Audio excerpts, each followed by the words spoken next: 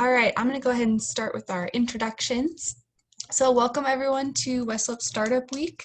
This is our second Westlip Startup Week, and we're really excited to be able to gather virtually and share and learn from each other. So there are sessions going all the way through July 30th. There's a very exciting end of celebration music concert series to end Westlip Startup Week on July 30th called Riff for Relief. So check that out. We've got some cool things on social media coming out. A couple housekeeping items before we get started, just to remind everyone that these sessions are recorded and they'll be posted in Sched a few days after each session, so you can tune back and review those sessions as well. A reminder to please mute your microphones and turn on your camera so we can see all your faces. And I've also posted the invite link to Slack in the chat, so if you're interested in hopping on Slack afterwards and keeping that conversation going, you can find that in the chat box. Then a big thank you to our sponsors who you'll see on this screen in front of you, and all of our sponsors make Westlip Startup Week possible and free for everyone to attend. So we are in the toolbox track, and today we're in the session Don't Start with the Why, Start with the Who. And our speaker is Megan Alfaro, and she is the founder and CEO of Colorado Baby. So Megan, I'll hand it over to you. Perfect. Well, thank you, Nicole. I am super excited to be here today, guys, and to bring this information to you. So just a little bit about me real quick. I am a Grand Junction, Colorado native, so I was born and raised here. I moved out of the country shortly after graduating high school and lived in Mexico for 3 years. I met my husband and married him while we were living down there, and we moved back in 2007. Had one child at the time, was expecting our second, and it was shortly after moving back that I started my store. The way it started was with cloth diapers, modern cloth diapers, and educating parents that were interested in using cloth diapers. In 2008, the interest for cloth diapers was mostly stemming from saving money, given the economic circumstances of that year. And so I took $250 cash that I had, invested it in some cloth diapers and a Rubbermaid tote, and I would meet with people in their house and teach them about cloth diapers, hope and pray that they would order some. And then I would take the money from that sale and put it into more inventory so that the next person I met with, I had more diapers available for them. And I continued to do that over and over and over, never took out any loans and cash flowed it the entire way. After 2 years of running it that way, I opened my first brick and mortar location here in town. Was there for 2 years and then moved downtown. So I'm in the historic downtown of Grand Junction on Main Street and have been located here since 2012, I believe. It's been 8 years now. Continued to have children through all of it. So I now have my 7th child, who is 7 months old. I've got 4 boys, a girl, and then 2 more boys. So a bunch of boys with the 1 girl. And as I said, have continued to grow the business and cash flowed it the whole way. So I'm a big proponent of running a business debt-free as well. And I like to talk all things business. So I'm super excited to be here today and present to you the importance of knowing who you are serving and how to really dig down into who that is and what their needs are. So with that, I would like to get into this, but first, I have a couple people here on camera. I love when you're on camera because it makes us feel more real and like I'm actually interacting with people. So thank you for having your camera on. Would you two mind just introducing yourself and sharing what your business is and if you have personas or where you're just kind of where you're at with your business real quickly. Julie, you can go first if you don't mind. Hi. Yes, my name is Julia and I just started. My business is 2 months old. So I am trying to get into the 360 videos and virtual reality. And I'm trying to make education and entertainment more accessible and more interesting than it is right now, since a lot of people sitting at home. So my business is targeting people who just would like to enrich their environment, and people who don't have money for expensive headsets, people who just want to use like regular computers, or people who want to use TVs, people who are maybe not that technically advanced as modern virtual reality requires you to be. So I'm trying to make it like more accessible and more, basically I'm trying to expand the boundaries that are Perfect. existing right now. I love it. All right. And you just started 2 months ago, so you're fresh. Yes, That's awesome. Kevin, how about you? Good morning, everyone. My name is Kevin Mavers. I'm actually coming to you from extreme Southern California. I am about 25 miles south and east of Palm Springs, from the city of La Quinta is where I'm coming to you. Thrilled to be here. Again, it looks like, though, I am the, let's just say, the most mature in the room in terms of chronological. If we're measuring things chronologically, I just celebrated my 30th anniversary of my 30th birthday. So I started Congratulations. this entrepreneurial journey when I was a very young man. In fact, I was still in community college when I started. So many, many years ago, I started my first company. I've owned and operated multiple companies, and I've owned and operated parts of other companies with partners over the course of my career. So my oldest firm actually is the first firm that I started. It is the one I started while I was still, it's KL Mavers and Company. It's a simple consulting firm but I have morphed that several times. I also have a urban planning and environmental compliance firm that I have continued to operate continuously for most of the past decade. Most recently, though, I actually started up an academy to do exactly what you guys are doing here, which is help people design their life and then design their business, their work life around what is important to them. So starting with the who is very, very important. And then we grow into the why. So that's one of the reasons I was very interested in this. So very happy to be here. Great. Good to have you. All right. 2 minutes left. Sarah, you want to give us a quick rundown of who you are in your business? Sure. And I just wanted to say thank you to Kevin for being here with all of us young bucks, because we need you to encourage us along the way. So I'm glad you're here. So I'm Sarah Dombrowski. My husband and I own a business down near Durango, and we do business services and virtual assistants. So all of the not fun, but very necessary tasks as business owners, we're taking those off people's plates and allowing them to reach that next level of success. Bless people like you. That's awesome. All right. And Kaylee, you got 1 minute. Tell us who you are and what your business is. Great, thank you. Coming at you guys from California, but moving to Breckenridge in 2 weeks. So excited to be a Colorado resident very soon. I just launched a company July 1st that is a consulting firm for venture capital firms, private equity firms, angel investors, emerging managers, basically helping them make their portfolio companies more successful. So really focused on helping them market their own brands as funders to back great companies, but more importantly, help them develop programs and resources to support the startups that they've invested in and make them more successful. Awesome. Great. Well, thank you for sharing. And those of you that are just listening, you are also part of this conversation. So if anyone has questions, please feel free to raise your hand, or you can also mention it in the chat, but if you raise your hand, I'll see it better. I know Nicole's here to help me out though. So this is a workshop, so it is meant to be interactive. I'm going to go through a lot of information here, and then if we have time at the end, I will hopefully be able to go through someone's persona with them. But if not, you're going to see the process with mine, and then I'll have some worksheets for you at the end that you can take and hold on to for yourself and hopefully implement this.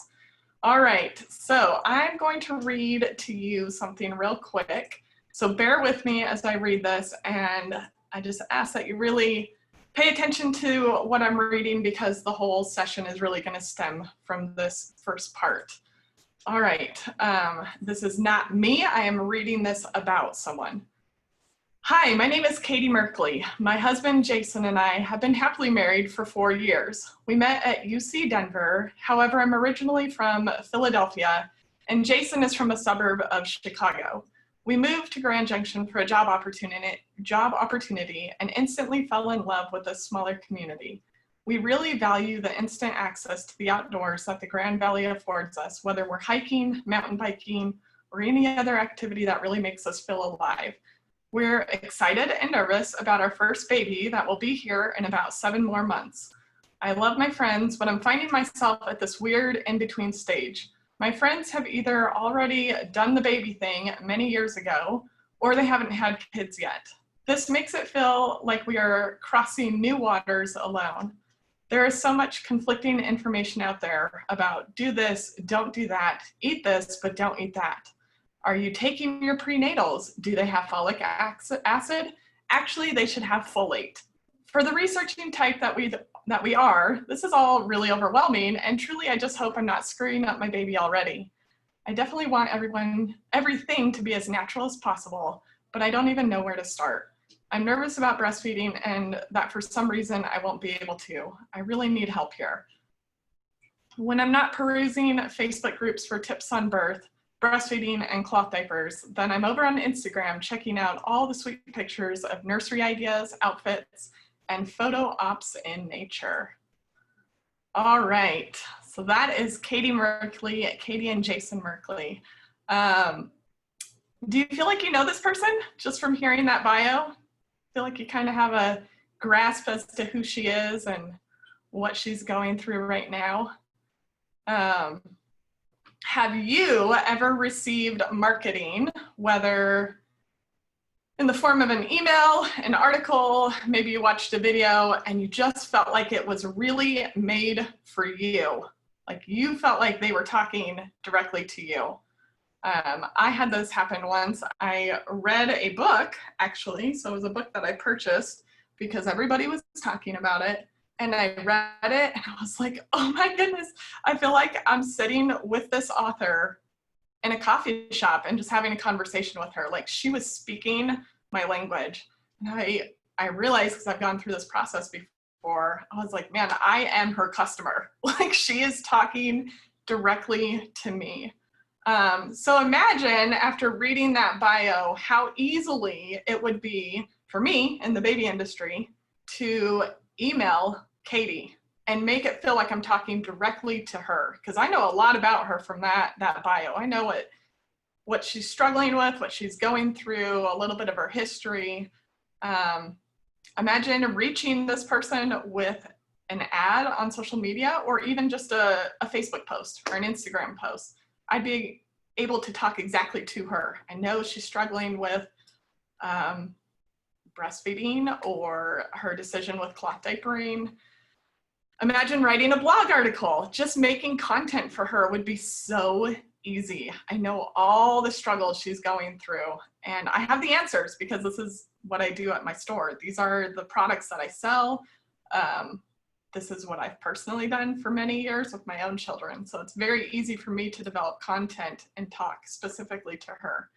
And then imagine making relevant videos. Again, same concept. I know what she's needing. So my first question to you, have any of you developed a persona or an avatar is another common term, or an ideal customer? Have any of you gone through that process? Where are you at personally? If you want to chime in, I would just love a quick answer if anyone's done this. I did this as part of a coaching exercise with an executive coach that I worked with that wasn't applicable at the time because I was in a full-time role, but I went back to her packet, and it's kind of the levels of an aligned client, which you might be going down that path, but sort of explaining what an exactly aligned client is, what a kind of aligned client is, and what a misaligned client is. Yep, sounds like a similar concept. Sarah says she has. Perfect. So successful marketing. So why am I telling you personas first? Okay. So successful marketing, not just marketing, but successful marketing is the right message to the right person at the right time. Okay, you want all three of those pieces. So today we're talking about the right person and how to really find that right person. And whether you've been in business for 2 months or 30 years, this is very applicable because you have got to know who you're talking to, or you don't really have a business. You know, if you don't have customers, that's obviously very key and important here.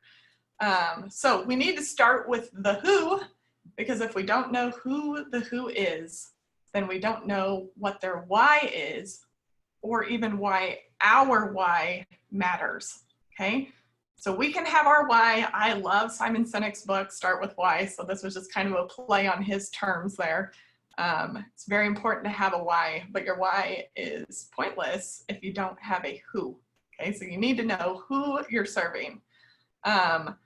Once we have our persona, they will be the focus of everything that we do ever. Are you writing a newsletter? Okay, so if I'm gonna write a newsletter, I'm gonna write it to Katie Merkley. If I'm gonna write a post on Facebook, I'm gonna write it to Katie Merkley. If I'm talking to my staff during one of our staff meetings about some new sales ideas that I have, we're gonna talk about ideas through the lens of Katie. How does this pertain to Katie? What does Katie Merkley think about this? Katie, what this does is this makes Katie a very real person to us, my team, and truly the most important person in our organization. Because without Katie Merkley, we don't exist, okay? Now, this isn't to say that you can't do business with multiple personas. This is just a way to speak to your key demographic, okay? Kind of the 80-20 rule here. So thinking, where does 80% of your business reside? What type of person? I own a brick and mortar store. Anyone can come shop in my store. Anyone can walk through the doors. And you know, I'm not turning them away like, hey, you're not a Katie, you gotta leave. I will let anyone in the store, but I hone into my specific demographic by the way that I speak to the Merkleys through social media, through newsletters, through live Facebook videos, and through the products I carry. Honestly, I don't carry, there's a lot of products I don't carry, you know, I have a small space. And so the products that I bring in are very specific, and it's to bring in a certain demographic. So yes, of course, anyone can come in, but I'm really trying to speak to Katie. Now I will tell you, I do have a second persona. I would not recommend more than 3 personas. Once you start getting a lot of personas, you're trying to be relevant to everyone, which makes you relevant to no one. So it is best to really hone in on 1 to 3 personas is what I would challenge you on there. My second persona, which I'm not going to talk about today, but that is Aunt Susan / Grandma Carol. So we love the Aunt Susans and Grandma Carols of the world. They are wonderful when they come in and shop for gifts, but that is a whole nother persona. We're going to focus on the Merkleys today. Isn't that a cool name, the Merkleys? Like, don't you want to be a Merkley? Katie Merkley. So I would like to explain to you how I created the Merkley bio. I had been in business for over 8 years and had no clue who I was serving. Okay, doing this thing for 8 years, and I was like, I don't know what I'm doing. I'll sell to anybody that wants to come in the store. Like, anybody can buy my stuff. And I had no concept of a persona or a specific demographic. Of course, I had heard it talked about, but I was like, I don't think that really applies to me because anyone can shop in my store. Then I got plugged in with a marketing group, and their persona is helping the small business leader. And so I was an ideal customer to hire them, and I still work with them to this day, and they have been very, very helpful to me and helped me along this path and understanding the importance of having a persona. So a few years ago, I dived into this whole concept of a persona, and I was like, well, I don't know. I don't know who my persona is. Anybody could come in and shop. But they kept asking questions and questions and questions and kept digging down. And so one thing that I would encourage you with, depending, I mean, you can use this really any stage, you know, whether you're 30 years in with your business, like Kevin, actually, Kevin, I don't know if you said it was 30 years old. I just know it was your second 30th birthday or something like that. But however old your business is, whether you're that far in or you're 2 months in, what I personally did is I thought about the customers that were my absolute favorite to talk to, the ones that really got me fired up in the store. Okay, so I am a salesperson at the core. I started my first business when I was 4. I was coloring on rocks and selling them as paperweights to my neighbors. Every year it was a different business. So I am a salesperson at heart. And so I just started thinking, like, who are the people that I really connect with well in the store? It's just like, it's comfortable. I know how to talk to them.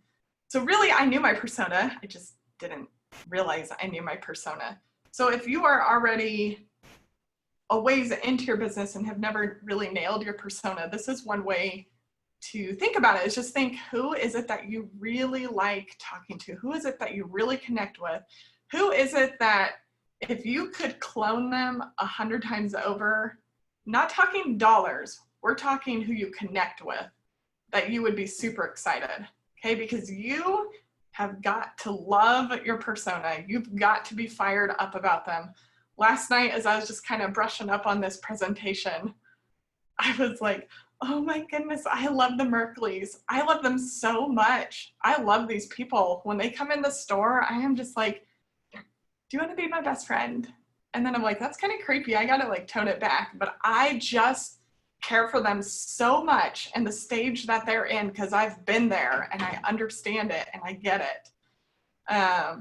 So think about who it is that you love to work with. That is how I came up with the Merkleys.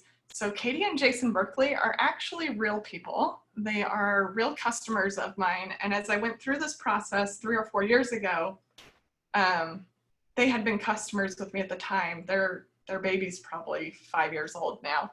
And they've aged out of the store and they don't even know that there's a whole persona named after them. I would love to tell them if they ever come back in, but they are aged out of here at this point. However, they are real people. This bio is not them, okay? The real Katie and Jason are actually farmers in a farm town in Colorado. They raise chickens and cows and different actual bio, but it encompasses who they are for sure. So I named it after actual people. You can do that or not, but for me, I just thought of some of those favorite customers and I was like, I'm gonna name it after them because I really like them, Katie and Jason. So if you start, let's see, if you start to think on them more and more, you're going to, well, okay, what I want you to do is think of a customer, like I told you, that you just really, really love. And then think of a second customer that you really, really love. And then a third one and a fourth one, if you have that many.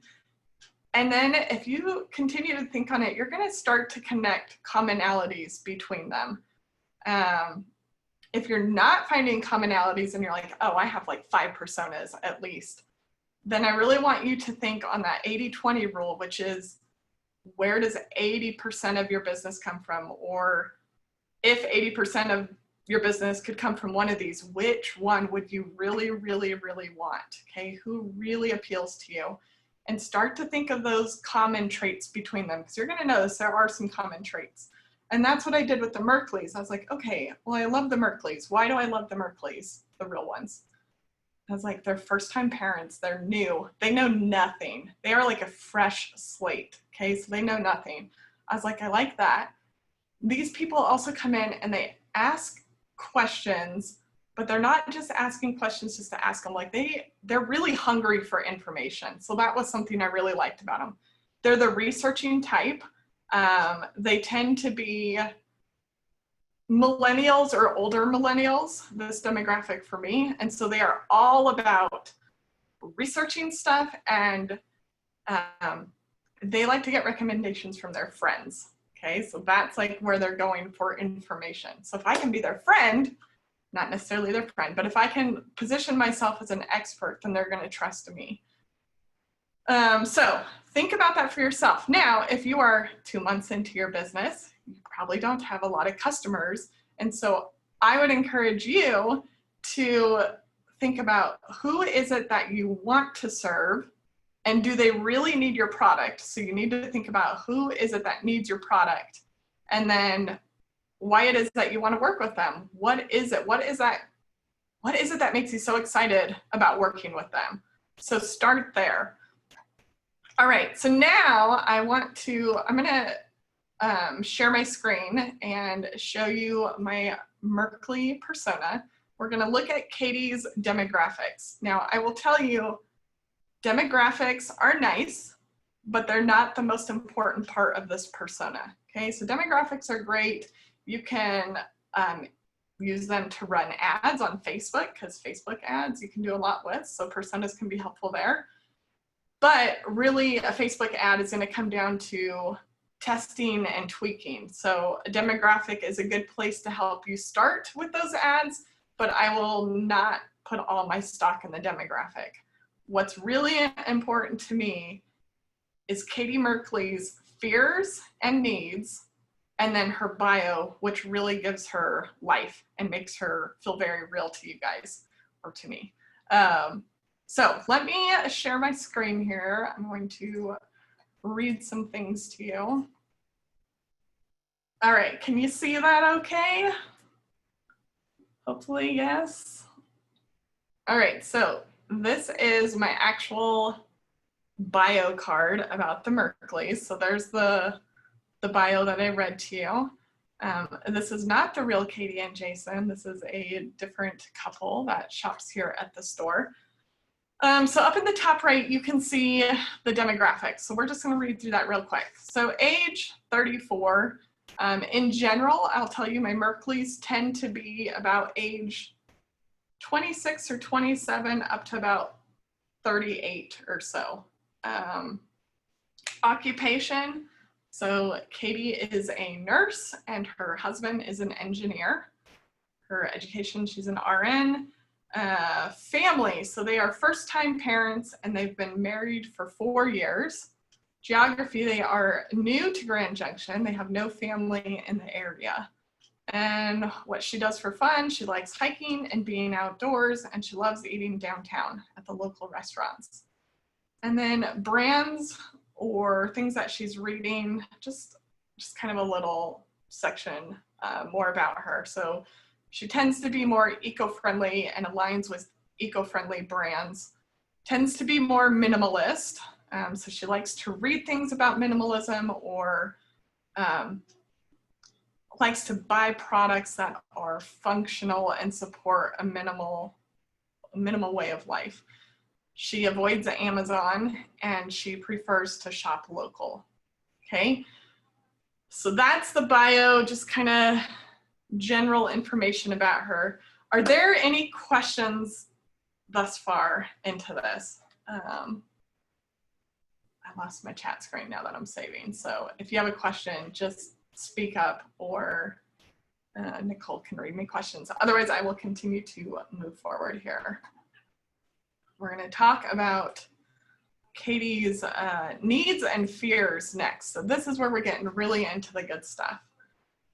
Okay, so Katie's external needs. This is easy, okay? So think about what your business provides, and that's going to come up with the external needs. So Katie wants safe, eco-friendly, and practical gear and products for a new baby, and she wants classes and knowledge in regards to having a baby. Okay, very simple. Her internal needs, she's looking for validation, okay? She's looking for encouragement, direction, and guidance from someone she views as an expert, and she's looking for a community. You saw that she mentioned in the bio that her friends aren't really having kids right now, so she feels a little disconnected there. So she definitely has a need for community.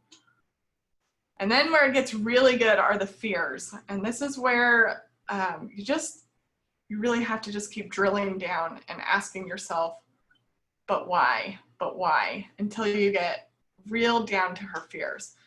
So Katie is fearful of losing her current life as she knows it. It's just her and her husband. They get to go out and go hiking and mountain biking. They get to go out to eat on a whim. But she knows a baby's coming, and as she's heard, that's going to change her life from what she currently knows. So she's fearful of that. She doesn't know what that looks like. She's doubting her ability to be the mom that she really wants to be. So she may have ideas of how she wants to mother a child or be a parent, but she doesn't know what she's doing. Nobody does, P.S., when they're becoming a parent. She's fearful of failure. So there's that internal struggle that a lot of women go through. Do I stay home or do I work? I have a career. I'm a nurse. I've gone to college. I've got loans to pay off. I guess what I want to do is go to work, but maybe that'll change when I have the baby. I don't know what's the best option. Okay, so she's fearful of failure. And then she's fearful of making the right choices for her baby, which starts right now while she's pregnant, just like she referenced about which prenatals she should be taking. Okay, so these are some of her fears. Now, life without Colorado Baby, life without us, my company, my business. Katie's not confident in her choices. She's wasting time researching all sorts of products because there's a ton of products and a ton of information out there, and where do you start? And she's without support, so she doesn't have a community of fellow moms. She doesn't have an expert to really go to. She's just kind of out in the wild, wild west of YouTube and blog articles. Life is better with Colorado Baby because she knows the best products. One thing that we tell people, specifically Merkley's, when they come in the store is we have a small amount of square footage. And so if a product is in the store, it's in the store for a very specific reason. Okay, we've done the homework, we've done the research. All of us that work here currently are moms, and we use the products as well. So just by sharing that information with her, she's like, huh, okay, like you've already done all the research. That already eliminates a huge weight for her. Okay, so her life is better by knowing that we have the best products. She has confidence. She gains a community of support, and she finds out she isn't alone. Okay, I read this stuff and I get fired up. I'm like, I gotta go find all the Merkleys in the world and help them so that they're not alone and fearful and worried about having a baby. Like, this is such a special time in their life. You only get to have your first baby once, and I feel honored anytime they choose to go through this journey with us and allow us to be a part of their story. So that is the Merkley persona that we've got here at the store. Do you guys have any questions on that? Is there anything I can answer specifically?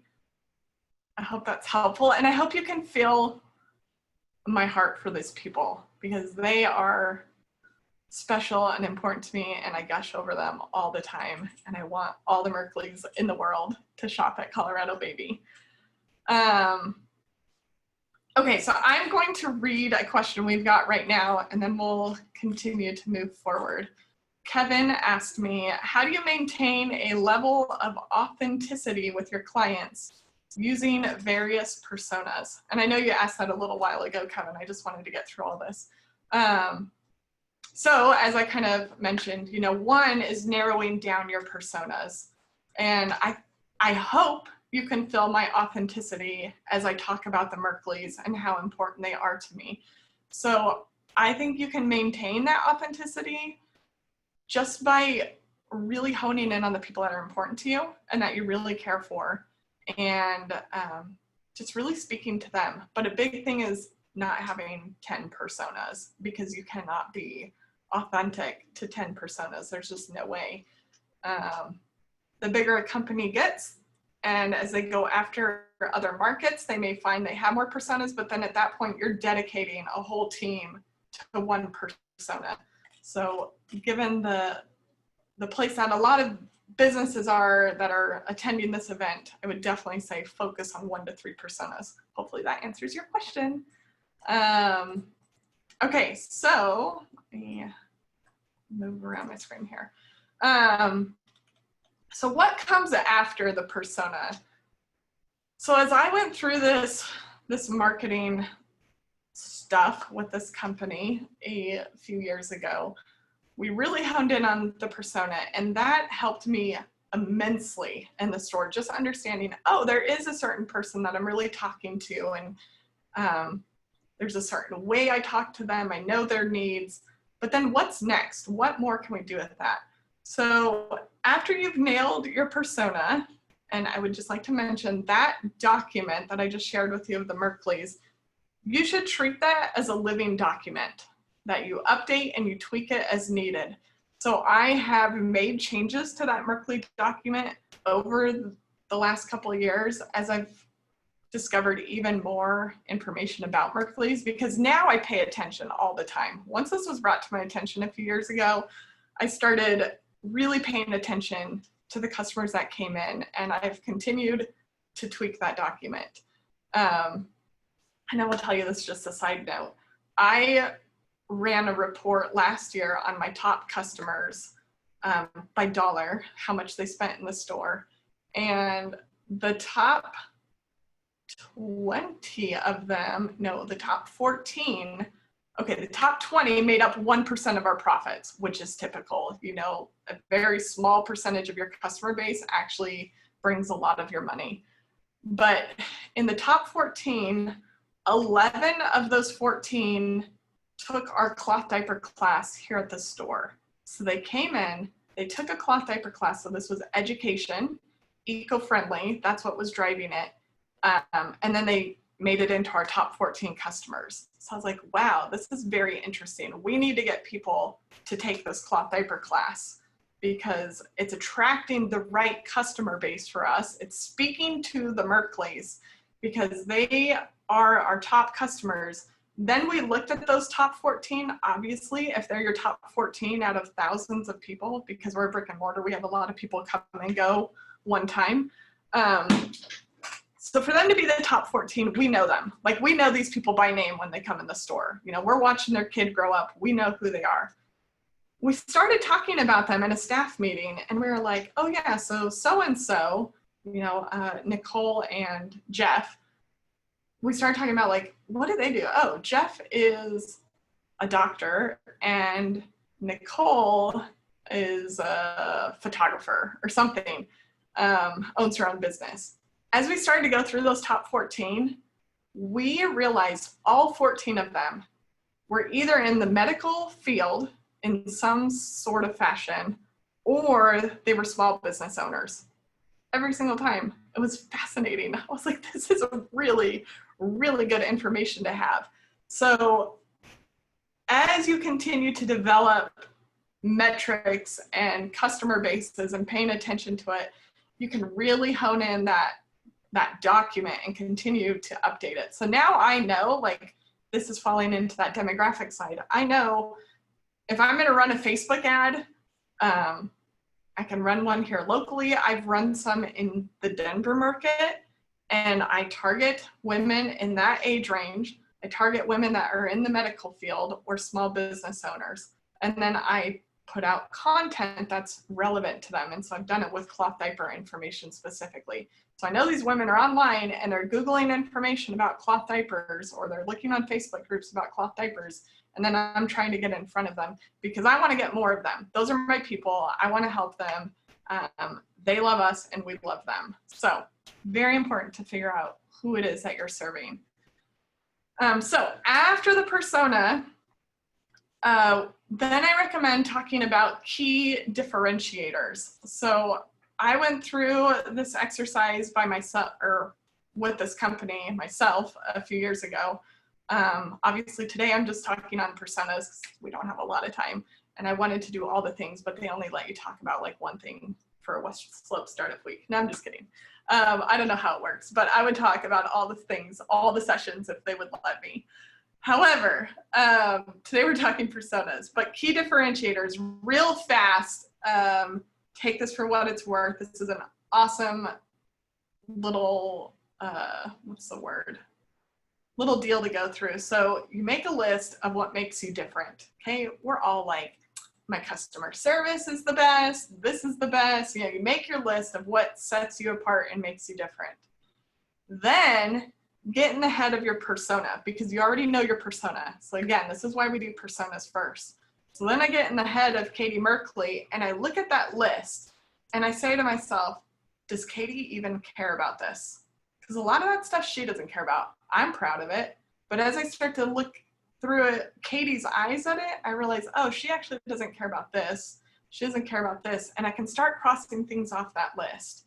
Okay, so maybe my list of, oh, we're awesome, this is how we're different from everyone, 10 things, just got cut down to 8 things, 7 things, because Katie doesn't care about all of them. And Katie's the one I care about. She's the only person I really, really want to be speaking to. So now I take those 7 or 8 things and I carry them over. Okay, so my list is a little smaller. Now I'm going to look at those things through the eyes of my competitors. So I think of my top 3 competitors. And I look at those things and if my competitor can look at something on that list and say, yeah, me too, I do that too, okay, then it dies because my competitor's doing it. So it's not so special. So now that's going to kill more things from that list. And I'm going to narrow down that list even more. So now hopefully I'm down to like 3 things. Those 3 things I move over, and that is what we're going to shout from the rooftops, because we know it resonates with Katie Merkley, and we know it's actually different because my competitors are not saying, yeah, me too, to that. So this is my true differentiators. Okay, so that's how you can get super specific on what is really setting you apart in the marketplace. And it speaks to your persona, which is huge. That's what you want. You want to talk to those personas. So that is a really great thing to go through. I don't have time to go through it, but there's a little tidbit for you. I do want to say just really quickly, obviously I am giving you this information with no strings attached. West Slope Startup Week pays me nothing to do this. This is just fun to do. I just love talking about this stuff. I love sharing with other business owners. When I started my business 12 years ago, I didn't have any clue what I was doing. I was 21 at the time, 21. And as I continued to grow my business, I was like, I actually don't know what I'm doing. I don't know how to hire someone. I had no idea how to hire someone. So I thought of a business that had done a very successful job of hiring, and I went to them and I was like, hey, can I talk to the manager? The manager came out and I was like, hi, so I own my own little business downtown, and I was wondering if I could meet with you on how you hire people, because you do a really good job and you have really good employees. And you know what? He was like, yeah, let's meet. And he set apart an hour and a half or 2 hours to just sit down with me, and he's like, here's the questions I ask, here's why I ask them, here's what the point of this is. And he did all of this at no cost to me. He just poured into me. You want to know who it was? This is crazy. It was Chick-fil-A. I went to Chick-fil-A and I was like, how do you do it? How do you get all these high schoolers to come work and like be excited and do a really great job? And the manager or owner, whoever it was, this was years ago at Chick-fil-A, gave me the time of day to share with me his Chick-fil-A secrets. So definitely proprietary information he wasn't supposed to share. It was really awesome that he cared to invest in me. So I really like to do this for other business owners because so many other people have poured into me. So with that all said, I will tell you that the marketing company I worked with and still work with to this day, I meet with them every week because I'm still learning and going through coaching with them. They are called Atlas Rose, and they are doing a brand standards workshop. So for that workshop, they're doing one right now. They're starting another one in August. And in the brand standards workshop, they go over personas. Okay, so what I'm going through today with you, they go over that. They go over the key differentiator exercise, which I gave you a little sneak peek of. They go over unique value proposition, and then they talk about brand language. So how to talk on brand, how to develop a language for your brand.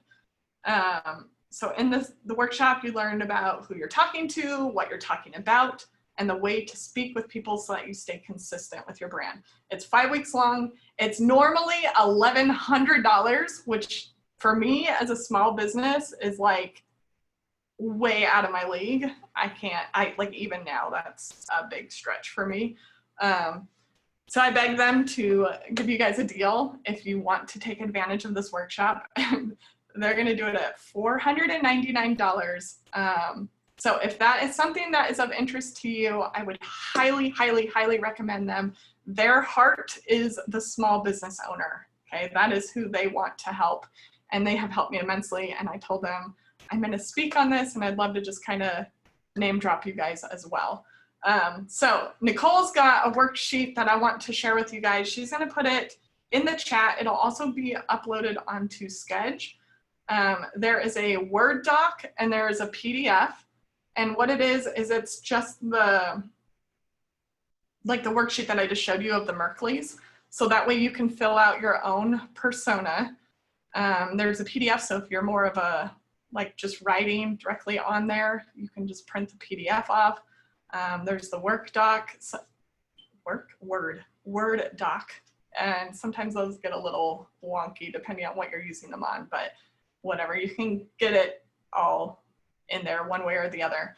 And then I put their information on there if you want to get more information on the Brands Standards Workshop. There is no pressure whatsoever to sign up for that. I just want to make sure you guys have the resources available. So feel free to text the number on there and just mention Megan and Brand Standards. I get no kickback for it. There is nothing for me. Merely just want to get you guys plugged in to good marketers, because marketing is a lot like snake oil salesmen.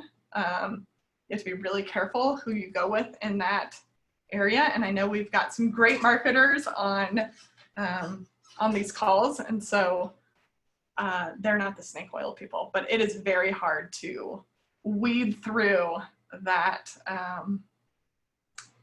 that business level, whatever I'm trying to say. Anyways, so I would love to go through a persona with someone. We've got about 12 minutes left. So maybe we can just go a little bit through this with someone so that you can actually see the process. But before I jump into that, does anybody have questions? Because I've just been talking the whole time. So if you have questions, please ask now. I'm gonna drink water.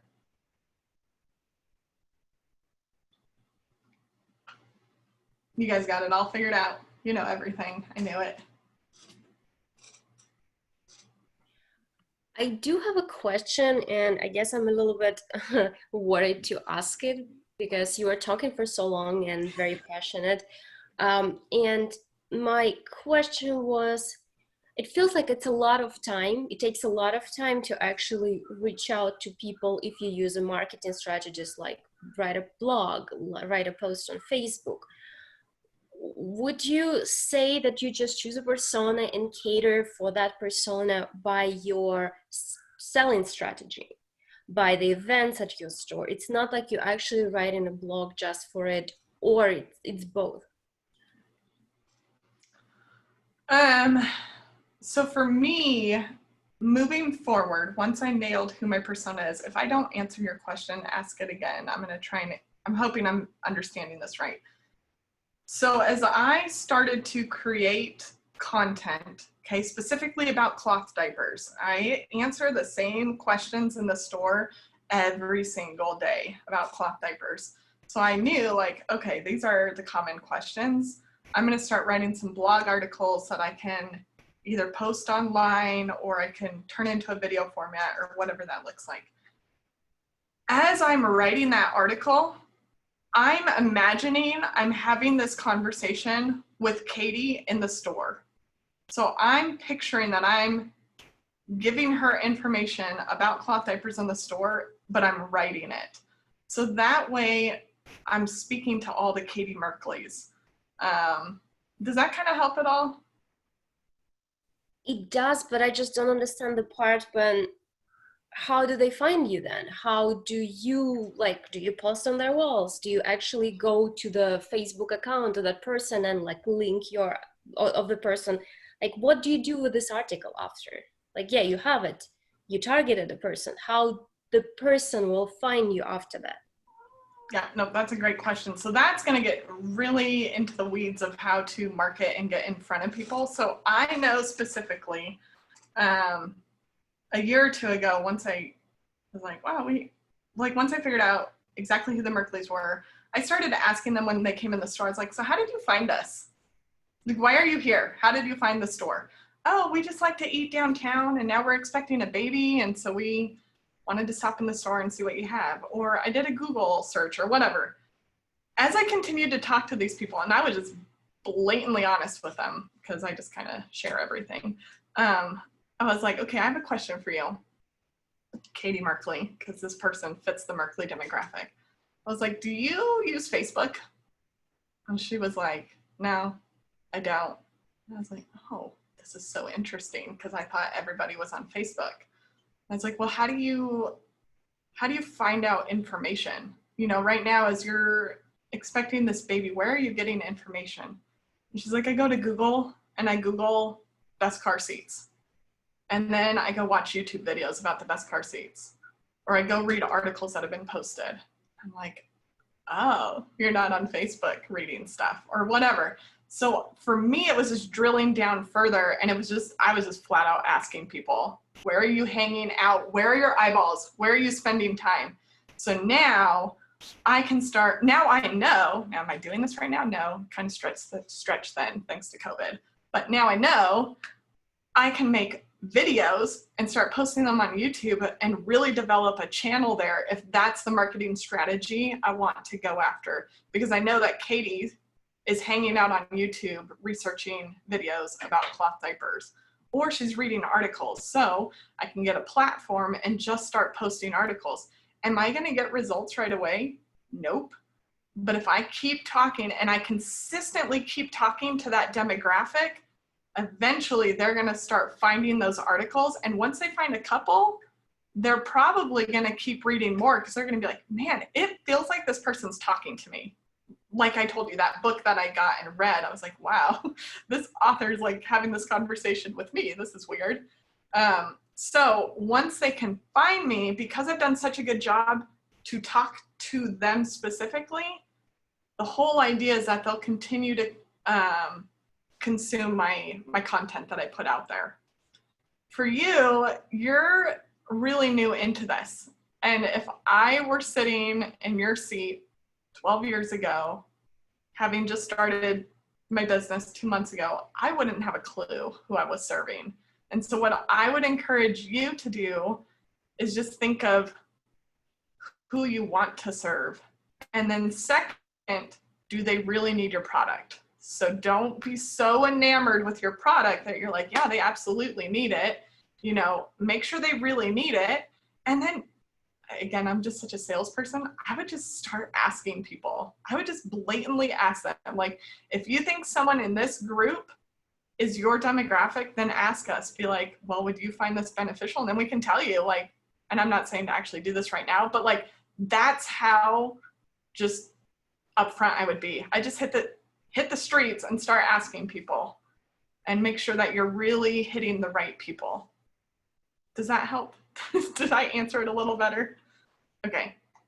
Are there any other questions? Let's see, Kevin, would anyone mind if I shared my curriculum syllabus for the Micropreneurial Apprentice Program that I designed? Do you want to share that here, Kevin? Go for it. And also, Leah asked about the link for the workshops. Yeah, I mentioned that's on those documents that I shared.